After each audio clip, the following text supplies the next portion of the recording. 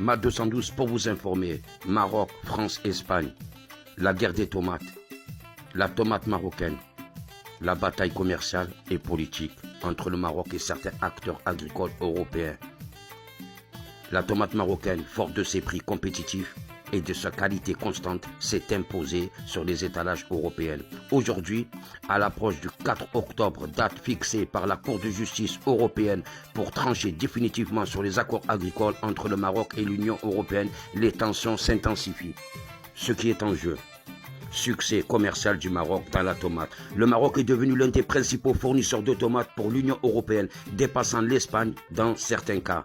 3 raisons principales de cette percée: qualité constante des tomates marocaines, prix compétitif, proximité géographique. Les accusations des producteurs européens. Ils dénoncent une concurrence qui jugent déloyale, liée à des coûts de production moindres au Maroc, des normes sociales ou environnementales moins strictes, une main-d'œuvre à bas coût. Manifestations d'agriculteurs, blocage de camions, actes symboliques comme piété des tomates marocaines dans certains pays. Une honte. Ce que signifie le 4 octobre 2027, date butoir. Fin de la période transitoire. À partir de cette date, l'accord agricole 2019 ne pourra plus être appliqué dans sa forme actuelle.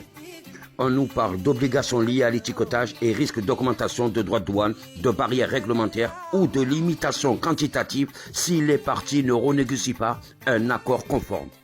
Scénario et conséquences possibles après le 4 octobre 2025. Renégociation d'un nouvel accord conforme.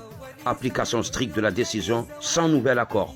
Mesures protectionnistes européennes, contentieux ou représailles diplomatiques commerciaux. Pour Rabat, il est hors de question d'accepter une distinction entre le Sahara marocain et le reste du royaume.